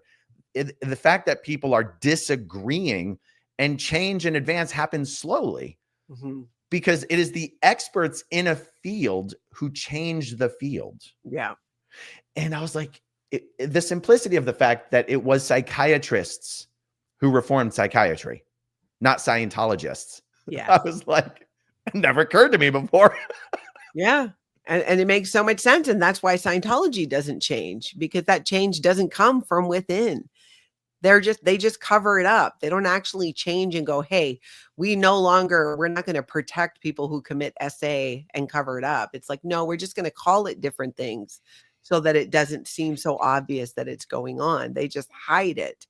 Whereas even like you're saying, even psychiatrists are like, we can do better. We know better now. And Scientology and Dianetics cannot be changed. So how do you move it forward? Right. When we know so much more, when you can't actually change the technology, you cannot improve upon it. That's right. Well, I think it's the fact that, well, like you said, because there's only one man in full control of the entire thing is actually why Scientology is the policies and practices of Scientology are never going to be able to improve for the better, because you don't have sort of this peer system where you're constantly having people arguing against or in favor of things that are making things worse or things that could make things better. Yeah. All you have is one person's biased opinion and perspective, and self-dealing and self-interest and self-preservation and all these things. I would argue that if the management structures of the International Management Executive Committee and the Watchdog Committee International were still in place, not that I would argue, I would wonder whether that system would have allowed for Scientology to evolve with the times. Someone asked me this question last night. If L. Ron Hubbard were actually still alive and had, just theoretically been able to live forever and was still alive, would he have continued to make Scientology worse, or would he have figured out how to make it better? And my instinct was he would have figured out how to change Scientology in whatever way he thought it needed to change in order to be as successful as possible in the time. Because I think Hubbard was about trying to expand, trying to make more money. Yes. And I think Hubbard, well, first of all, he would have had the authority to change his own policies. Yes. He's the only one who could change it. That's kind of the point. Yeah, you're right. I would argue that there's a policy letter in Scientology that does give whoever's in charge the authority to get rid of old policy that no longer applies. But that's okay. We can put that to the side. Do you remember though, if it was like a PL or that sounds vaguely familiar to me. There's a policy letter called Build a Better Bridge. Well, there's a policy letter called the Structure of Organization. What is policy? And he talks about policy to a large extent are things that are issued to handle problems, but problems change over time. And a policy could have applied to this time, and it's simply no longer applicable. And it's simply no longer resulting in expansion. And this policy is resulting in contraction. And he says those policies should routinely be culled, and policy that is no longer resulting in expansion should be canceled. I've never seen Miscavige actually say, according to this policy, we're going to cancel these policies. Yeah. He could, but I've never seen him do it. Instead, he always pretends that they discovered some new policy, right? Why do you think that is? Because that seems like that would be an easy solution to take to make that bridge over to, okay, even L. Ron Hubbard said in this policy that we can actually change these policies to build a better bridge. I do remember him saying that once, and I don't remember the total context. Why do you think he doesn't go that route? Because it would make sense and it would open the door. And Scientologists, hardcore Scientologists who are all about keeping Scientology working and following the rules would be like, well, if the policy says it says it, we can do that. I don't think Miscavige can figure out how to make Scientology grow. I think there's two different things. There's what would you have to do to make Scientology grow? And there's what changes would you have to make internally to stop losing the people you already have? I think he doesn't know how to make it grow. And I think he's afraid that if he loosens the controls that he has over current members, that he'll actually lose people faster. I just don't think it's funny because people do say he's not dumb. He is smart. But I go, if he was smart, Scientology wouldn't be. If he was smart, he'd be able to figure out how to keep Scientology expanding. I mean, multi-level marketing companies can figure out how to keep expanding. Yeah. Pure pyramid schemes can figure out how to keep expanding for, not forever, but other religious groups have been able to figure out how to keep expanding. Miscavige might be smart in many ways. He's not smart enough to figure out how to keep Scientology expanding. I think the truth is, in my opinion, it's not about expanding Scientology. He's very focused on expanding the real estate portfolio, the amount of money. So I don't think he cares about actually expanding Scientology. I think his focus is on more money, more money, more money. But even if your focus is on more money, more money, more money, the stupid way to go about that is to figure out how to get more money out of a smaller amount of people. That actually takes a lot of ingenuity to figure out how to get more money out of a small amount of people. But the smarter thing to do would be, this would be easier if we just had more people. We wouldn't have to come up with so many schemes to get more money out of less people. It's easier to figure out how to grow Scientology than it is to figure out how to get more money out of less people. He's not smart enough to figure out how to grow Scientology. He is smart enough to figure out how to get more money out of less people. Yeah. I think it's an impossibility in ways when you think about it. How do you grow and expand something that's just stupid, for lack of a better word? It's just like there's no, once the public in general gets to a certain point, once they're exposed, many, many people leave in the beginning. There's people who like dip a toe for 2 weeks and are like, oh, I'm out. I'll give an example. You lower the prices of Scientology and you tell Scientology families you want them all to have 10 kids. Yeah. You go the Mormon route. Scientology's already not making any damn money hardly through the orgs. Lower the prices. Tell all the Scientologists have 10 kids. So we'll make Scientology cheap enough that you can all do it. I mean, yeah. I feel like you could figure out how to grow it if that's actually what you cared about. I don't think most of the money, do you think that more money in Scientology comes from fundraising for the International Association of Scientologists for buildings rather than Scientology services themselves? Yes, without question. Yeah. So he makes so much more money doing all of this fundraising. That's right. But I think because of all that and because of what Scientology actually is, even if people had a bunch of kids, they can no longer win like this PR battle with the internet, with kids growing up with the internet. You can't avoid it. You can be on your algorithm doesn't differentiate between anti-Scientology and Scientology, I don't think. It's, oh, you like this content? I mean, in the ways that we get Grant Cardone ads on our videos. Yes. I mean, Scientology is attractive enough to enough people at the lower levels that you could bring people in if you were smart enough about it. And it's not like, it's not like I'm telling David Miscavige anything he doesn't already know. I, honest to God, don't think he's smart enough to figure out how to do it. And I don't understand. Oh, perfect example. Jeff Hawkins' Dianetics ads were hugely successful in getting people into Scientology. Yep. Miscavige killed it. He did. How do you explain that? Yeah. I think ego. I think that's the biggest thing that gets in Miscavige's way is his ego. His need to be right. I think that's why he's so physically violent as well. He can't do it. He can't communicate it with words or use, get people to be encouraged, be a leader who leads through inspiring people to want to come along with what you're doing. He does it with force and threats and intimidation. And that's only going to go so far. So you're right. I think it's a lack of intelligence, but more so a lack of self-importance in his ego. Yeah. That seems to be what he mostly cares about. Yeah. It feels lazy to say he's not smart enough to do it.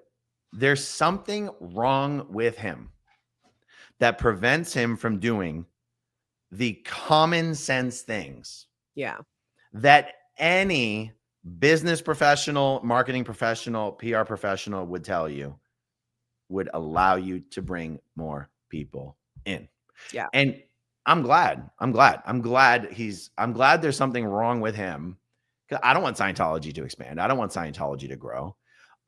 It's actually wild to think of things like the Jeff Hawkins example, where he literally dismantles people and projects that are actually accomplishing the goals he should have. So whatever it is that's wrong with him, that where he's sort of dedicated to the destruction of Scientology while probably lying to himself about it. Thank goodness. But it's weird. It's just weird to observe. He's probably an SP. Yeah, I guess. I mean, ultimately, an SP who's afraid of body thetans. Yeah. What if he's such an SP, he's afraid of body thetans getting better, so he's against solo auditing? He's terrified that if body thetans were to get stronger, they would overwhelm him. You're right, because when you free the body thetans, they are then free to go pick up bodies and become Scientologists. And I feel like a lot of Scientologists that's what they believe. What do you think about this? So Liz Gale says, do you guys hear the one where David Miscavige is a CIA undercover operative who took over in a coup and uses it as intelligence in MK Ultra style research? I wish that were true. Yeah, I'd like to learn more about that, Liz. That's an interesting idea. I have heard that, but I'm not sure. But that is an interesting idea as well. Yeah. That would be sexy and exciting. I wish that were true. Yeah. Do you think that, kind of getting back to Jordan, somebody had asked in the chat, do you think that Jordan is at any risk of harassment by Scientology because he's doing videos? I mean, some risk. I wouldn't be surprised if they tried to file complaints with his licensing board or something. I wouldn't be surprised if they, on the one hand, we've gotten to a point where the world is so saturated with Scientology critics and anti-Scientology information that it's easy to say, no, they won't bother. But to be honest, I wouldn't be surprised if they did bother when it comes to Jordan. I mean, what does Jeff Breedlove have to do? What's occupying so much of Jeff Breedlove's time that he's not going to pursue some sort of a complaint against Jordan? It wouldn't surprise me in the least. Yeah, it would, but it would be absolutely stupid, because what Jordan actually is saying is the truth. And when we speak to him, we're getting his perspective as a psychologist on Dianetics and Scientology. Like, what are your thoughts here? One of the things he opened my eyes about was that, you can't scientifically prove these things. And I know that's the difference between there's faith and then there's science. There's some things that we might still believe in or trust in that aren't scientifically proven. But if you're calling it a science of the mind, if you're stating emphatically that you can erase the reactive mind, that you can get rid of it, which is erasing trauma, that is completely not true. In my last video, I really got into that aspect with him about talking about the state of clear. And is this really something that can even be done from the perspective of valid mental health? And he said, absolutely not. That's not how you do it. That's not how you heal. The unfalsifiability factor of pseudoscience is a topic, a subject that I feel is so potentially valuable in getting people out of Scientology. Yeah. Because when we were I'll speak for myself, but I think you would agree, we definitely thought, this isn't faith, this isn't religion, this is science. But because it deals with the spirit, we call it a religion. But it's scientific, it's evidence-based, it's This whole unfalsifiability issue of like, well, It works if it's applied 100% standardly 100% of the time. And if it doesn't work, it's because something wasn't perfect. But it doesn't have to be perfect in order to work. So if you only do it a little bit and it works, that's because the tech is powerful. But if it doesn't work, it means you might have gotten even one tiny little dot wrong. It's like, it's pseudoscience. It's not, there's nothing scientific about and then if it doesn't work, you could be out ethics, or you could have a miswithhold, or you could have a misunderstood word, or you could be unsessionable, or you could have a bypass case, or you could be false PTS, or you could be actually PTS, or it's like, or you could have out tech in your case, or your body thing could, it's like, it's the opposite of anything even remotely scientific. Yeah. And yet Scientologists truly believe otherwise. And this is one of these things where if someone were to just do videos just on the pseudoscience aspect of it without making fun of this or making fun of that or ridiculing this, I'm not going to do that because I like making fun and ridiculing. But I'm just saying it's a really interesting, fertile topic that I think would cause some Scientologists, if they stumbled upon that kind of stuff, to go, ruh-roh. Mm-hmm. I think I might be wrong about some stuff. Yeah, I think they're kids for sure. And I think that's why we're seeing not as many second, third generation Scientologists jumping on board there. I think it's there because they understand that more. And these younger generation, they're learning so much more about mental health and self-care and how their brains work. Like they're learning it in school. They're like, it's going to be really a lot harder today to convince a 12-year-old about certain things when it comes to Scientology, when they have the ability to go fact check it. I remember as a parent, when Google first came about, and my daughter Shelby, who was a teen or preteen then, fact checking me. And I was like, excuse me? Because I was just still the last generation to be able to tell your kids something and they believe you because they had no other source of information. And then by the time Google came around, she's like, I'll just Google it. And I'm like, what? But I told you I'm your parent. Like my word is like that is how it is. And no. And then she would, and it was interesting because then I learned, like I started using Google. But these kids, these younger generation from Scientologists, I just don't think that they are as down with that as we once were because we didn't have that access. Yeah. And that's interesting, right? Because children who grow up in the world's mainstream faiths, they are at least told this is our belief. This is faith. And yes, they think it's true, but they're also not trying to lie to themselves and tell themselves it's science. Scientologists are grown up told this is not a faith. L. Ron Hubbard was not a god. Mm-hmm. He's not a prophet. This is evidence-based stuff. Yeah. So it's almost potentially easier to disabuse them of what they're being taught because they're being lied to that it's science. Mm-hmm. You're not going to disabuse a Christian of Christian beliefs or being like, well, it's not very scientific, is it? Well, no, they never claimed it was. Yeah, exactly. Yes. Yeah. Yeah, that is the difference. Scientology, they're definitely speaking out of two different sides of their mouth. And that's what I think is so fun about talking to somebody like Jordan with the background in psychology, because he's just like, no, that's actually not how we do it. And he explains it in a way too. And it's probably because he's an educator. He explained things in a way that I find very understandable, and he answers questions well. Like you can tell he's very passionate, and he's also a true educator. Because and he teaches critical thinking. Yeah. I like how he talks. He talks fast like I do. So it helps me not lose my mind while we're talking. Yeah, he's a fast talker. So true. Let's chat about Ricky, our friend Ricky. Ricky and Aaron Kyro. And we've both been able to talk to Ricky. And I feel like, well, between our two channels, everybody must know who he is. Ricky Glaser. He has a channel on YouTube. He's actually got multiple channels, but his Ricky Glaser Reacts channel is the one that both you and I have been on. We've done interviews with him, and he was very connected to Aaron Kyro, and everything fell apart. Tell me what you thought about your interview and just everything we found out. I thought it was great. I thought it was great to find out more about everything that happened behind the scenes. And let me ask you a question about something he said in the interview. Well, he probably said it in your interview, but I only remember my interview. And whether you think this would have been a big deal for Kyro. Okay. The fact that Aaron finished all of his executive training, got onto OT7, superpower, all 3 L's, fires back home on the command team, and breaks the shit out of his ankle doing a skateboarding video. Mm-hmm. I was like, oh, I sort of went like, oh, that explains everything. Mm-hmm. That explains to me whether, I mean, we're speculating here. To me, I was like, that explains everything.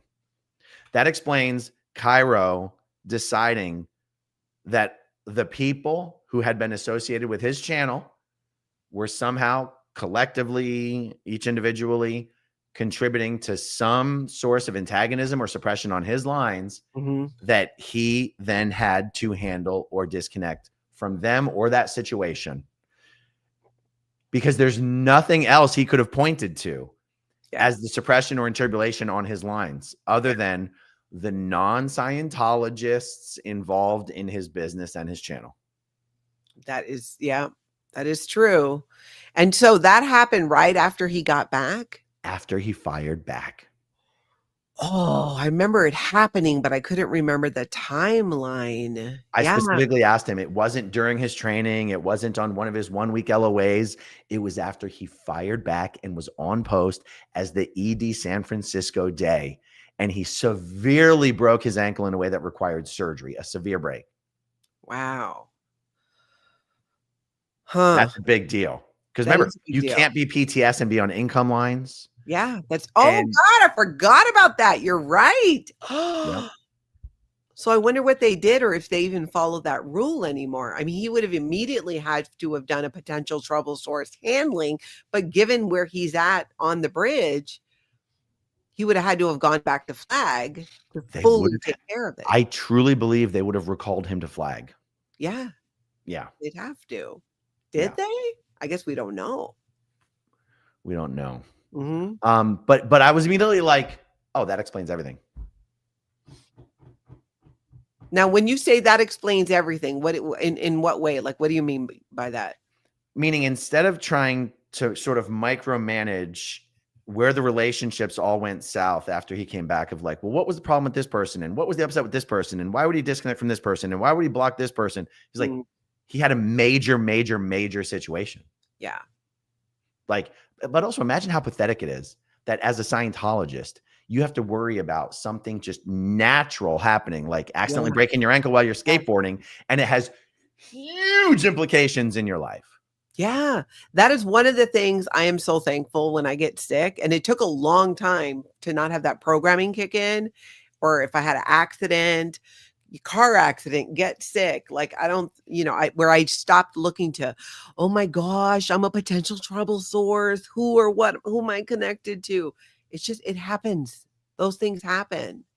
But you're right. From the perspective of a Scientologist, even, oh my gosh, the staff, the public who knew what happened after doing all of that training at that level, to go back and have that happen, it's huge. I mean, that would shake some certainty for sure.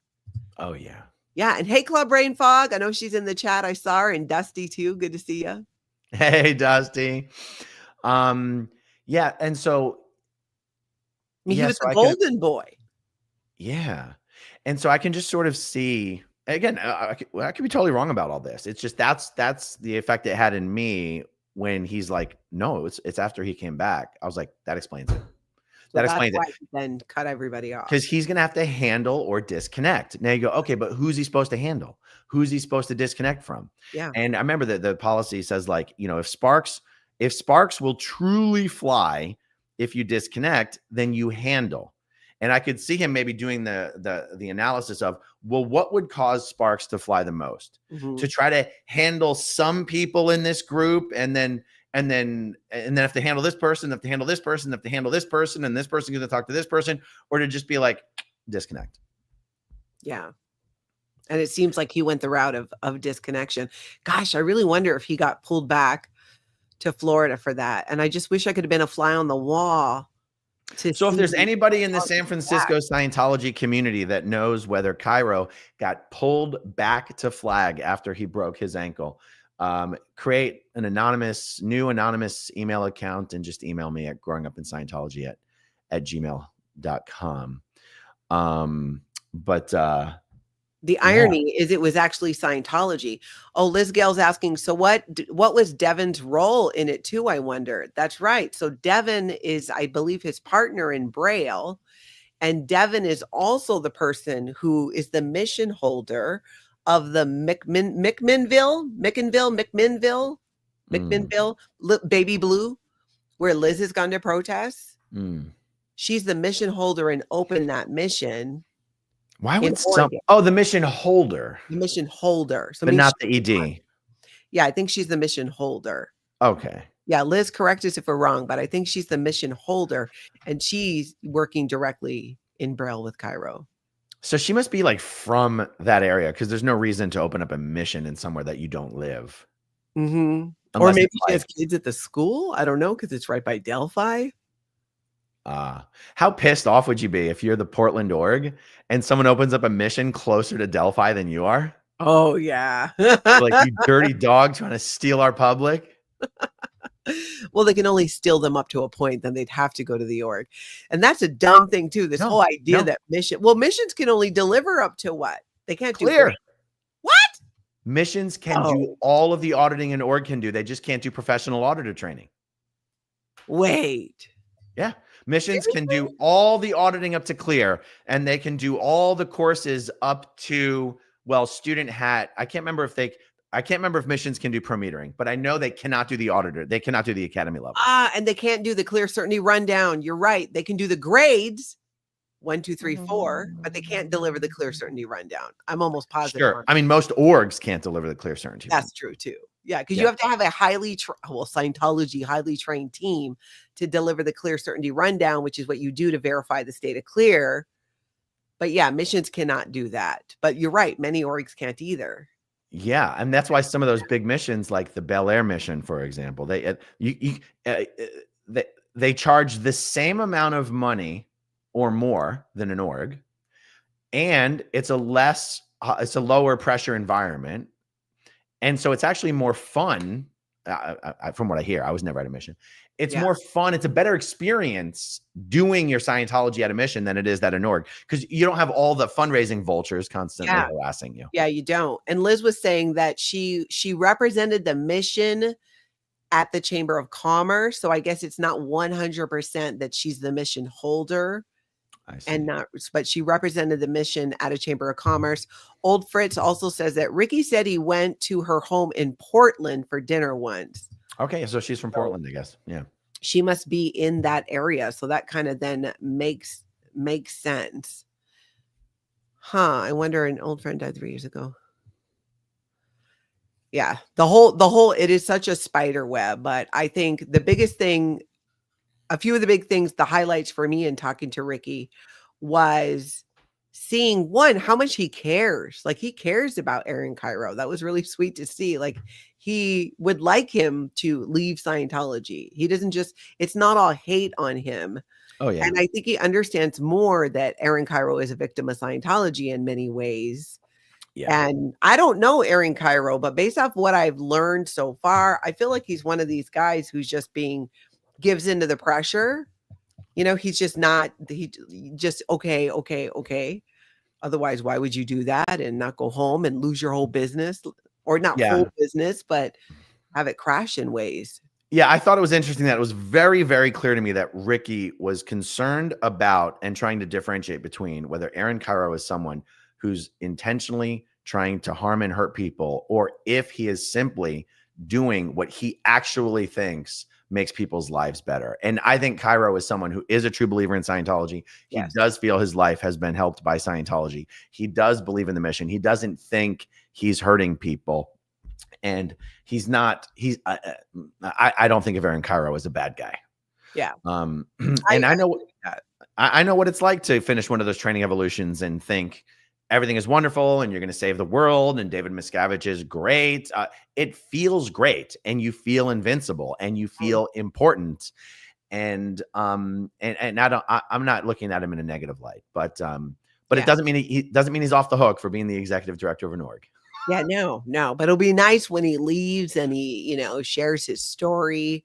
It was also cool to see. Like, I went on Ricky's channel and was reading a lot of the comments, how many people in that community coming to understand it. You know what it reminded me of, Aaron? It reminded me of when Emily Armstrong Linkin Park fiasco and how the fans felt so betrayed. I feel like Aaron Kyro, Braille skateboarding, and what Ricky Glaser shared and what other people in that community are sharing is it's similar. It's kind of like a betrayal. Like, this is a close community of helping each other and it being like this chill vibe. And what Kyro did was the exact opposite of that, to people that he knew and depended on and who took care of his brand and his business while he was in Clearwater. Yeah. If it looks like I wasn't paying attention, I was trying to pull up a photo someone sent me of Emily Armstrong giving the finger. I won't do it. Oh, yes. To the word therapy. Mm-hmm. Yeah, you should pull that up if you can. I'm trying to, but I can't tell if it's I didn't see it on her. I tried looking for it on her Instagram. Someone sent it to me. Let me see if I can. It'll take me a little bit to navigate. Yeah, Liz Gale, if you have it, can you text it to Aaron? He's better with the technology. I'm like, I gotta grab my phone. I gotta download it here. But those two do seem similar to me, those two situations. And the more that I felt like I got to know the skateboarding community through Ricky Glaser, it really opened my eyes to they too it wasn't all about hating Aaron Kyro. It was about mourning the loss of this community and trying to understand what would make somebody who was one of them do what he did, and them trying to just make sense of it. And I thought that was fascinating, and I would want to know too. I could also see how that could be. And it really reminded me of what happened with Emily Armstrong and Linkin Park. Mm. And I'm glad they're having those conversations and that they're, in a way, trying to heal as a community as well. And I'm glad they're going on and doing other things with the boys. Da boys! Da boys! Da boys! Oh, I just realized that I've been navigating her photos the wrong way. Oh, I found it. Wow, what a weird thing for her to pull up. Let me try to screen share this. Holy shit. Why would she do that? I don't know. And did that come from her Instagram? That is on her current Instagram post, which you can see has like a bunch of different slides. And so let's see. So here she is literally performing in a Linkin Park video. And then was the video, was it captioned? There's no caption here. It's her giving the finger to the word therapy. Yeah. And how do you do that? Filling the shoes that she did. I can't imagine this is going to go over well. What are the comments saying? I know, right? Like the comments are, well, first of all, most of them are in Portuguese for some reason. That's weird. Yeah. Yeah. So there you go, guys. This idea that she's like somehow embracing mental health and is not a Scientologist anymore is like, I mean, well, I'm not looking for evidence. I know she's getting auditing from Chris Farmer. I know the information comes directly from Chris Farmer. Chris Farmer is a woman. I could show you the text messages if it wouldn't out my source who's under the radar. I have the text messages from Chris Farmer talking about auditing Emily Armstrong. So people in the comments on YouTube are like, so your evidence is trust me, bro. I'm like, yeah, it's my fucking evidence. That's why my channel is called Growing Up in Scientology. Sorry. We're an hour and 50 minutes into the video, Natalie. No, I know it's not going to get the video demonetized, but just as an overall brand, I try to keep it because sometimes I have a lot of people who listen to my channel who often have kids in the car. I know. You wouldn't believe how many emails I get saying, hey, I love that you do this content and you don't always add all the swear words. And trust me, as an individual privately, I swear like crazy, probably even more than Aaron when we're talking. But, in this space, I appreciate it.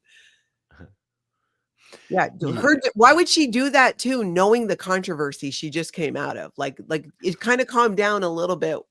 You know what I'm saying? And now you go and you do that against therapy when I got to tell you, it drives me crazy. It drives me crazy when people on YouTube are like, but the lyrics of Dead Sarah. And you go, I just told you the band members are Scientologists. Well, maybe they're all out of Scientology. It's like, yeah, and maybe if my grandmother had wheels instead of legs, she'd be a bicycle. It's like, if you know the facts, then work around the facts. Don't be like, well, maybe this and maybe this and maybe this. It's like, they're Scientologists. The fact that they're writing lyrics to songs is only evidence that in Scientology, you're allowed to write lyrics like this. That's all it means. Yeah. Not like, but maybe you just don't know. Yeah. Okay. And maybe Earth is going to get struck by an asteroid tomorrow and NASA just hasn't figured it out yet. Maybe. Anything is possible, of course. But yeah, well, and especially with her, like that whole, I don't know, man. I when I saw that, I just was like, that just seems like the stupidest thing in the world to do, even if you believe it. And how I don't get how the fans are going to stand for it. We'll see. I guess we'll see. Yes. Maybe I'll do something with this. Maybe I need to grab a screen capture of this photo before it. Yeah, you should. You should. I think that you should. I'm going to pull up. There we go. Once you grab that, I want to talk about a little bit about your New York trip. Okie dokie. And while you're doing that quick, I'm just going to grab a couple things from the chat here. Malarkey. Aloha. Thank you for being a member for 13 months. Isn't that what Kelly's folks were doing? Exercising her body, Thetans. I think it's maybe what they thought she was doing for sure. And Daniel Chamberlain, aloha. Thank you so much for the other super sticker there. I saw that. I appreciate it. Peyton, thank you for that super sticker. What's up with the Hulkster Clearwater in a chokehold? What's up with the Hulkster? Clearwater in a chokehold. You got to tell us more, Peyton. I'm not sure what you mean. Hulk Hogan's daughter, Brooke, has actually there's been a bunch of headlines recently because Linda Hogan, Brooke's mother, put a video on Facebook where she looked like she's been doing crack for 5 years, honestly. And it was a completely unhinged tirade against Brooke. And she literally looked like, you'd be like, there's no way that's Linda Hogan. She deleted the video, but then Brooke responded by putting up an Instagram post explaining why she's been no contact with her mom and her dad for years and years and years. And it actually, she's like, it's totally separate. The reason I don't talk to my dad has nothing to do with my mom. The reason I don't talk to my mom has nothing to do with my dad. But she also commented briefly on both Hulk Hogan's first wife, second wife, and current wife, Scientologist Sky Daily, that she's no contact with all of them. And for her own safety and sanity. So maybe that's what the question is about. Yeah, maybe. I don't know as much about that. The Clearwater news. Okay, so New York. Yeah, New York. Ian Jen went to New York. She did a podcast, but you got to meet Cubs champion. I got to hang out with Cubs champion and Manning 8. Oh my God. It was Manning 8. I wasn't sure. I'm like, is that Manning 8? Because you kind of hear the voice. Oh my God. We had so much fun. We went out to an Irish pub and we had so much fun. And Cubs also gave me the update on what's happening with his legal case with Scientology. And unlike other people in this community who've raised tons of money for a lawyer and then chosen to live off the money and represent themselves in court, Cubs does actually have a lawyer.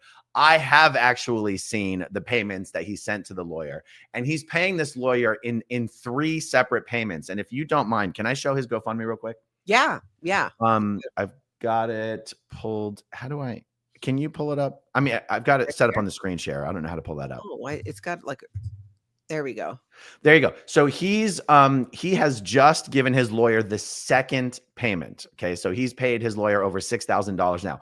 Cubs does what he put up on his GoFundMe is the exact full amount that he needs in order to cover the cost of his lawyer. He's at $7,000 right now. He only needs $3,500 to have all of the money he will ever need to finish this case, is my understanding. I'm going to promote it on my channel separately. I really want to help. Like Cubs really deserves this help. Cubs is not grifting. Cubs is not leeching off the community. Guys, when's the last time Cubs even asked for anyone to promote this fundraiser? He didn't even ask me to promote the fundraiser. Yeah. When I asked him what the update was and he told me everything that was going on, I was like, oh, so you've already paid this guy. He showed me all the receipts and everything. So if we can get Cubs $3,500 and to the fundraiser, we're not doing this thing where half the money's on a fundraiser and half the money's sent to you on PayPal and Venmo and crap like that. So yeah, I'll put a link. I'll do my own separate dedicated video, but yep, we shared it in the chat, and yeah, I think Nancy already put it in there. So we it was so cool. Like they traveled down there they traveled down there in the morning. It took them hours to get down there just to protest outside the New York org, and stayed there for most of the day. And then went back that night after we finished up at the pub. It was great to meet them both. Oh, and then they were outside the New Haven org like the next day.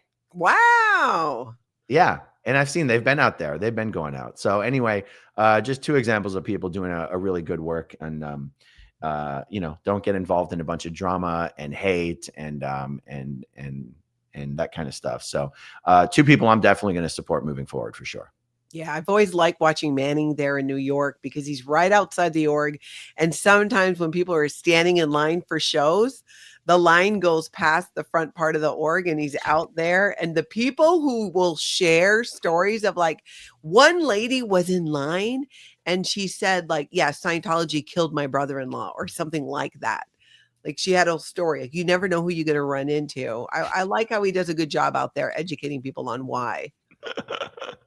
That's great. That is awesome. Now, I remember because the Boston org is right there on that strip mall, and there's like only one way in. I have wanted so bad to go up there and join him in Boston because I feel like they're already kind of freaked out that he's out there. Yeah.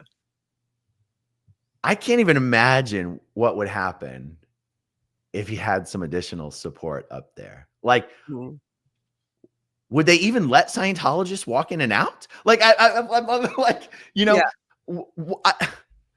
what would they even do? Because to be able to get that close to the entrance of the org, like you've seen the Tampa org, like the closest, if we're on the curb, if we're on the sidewalk, I mean, the front door of the org is still 40, 50 feet away.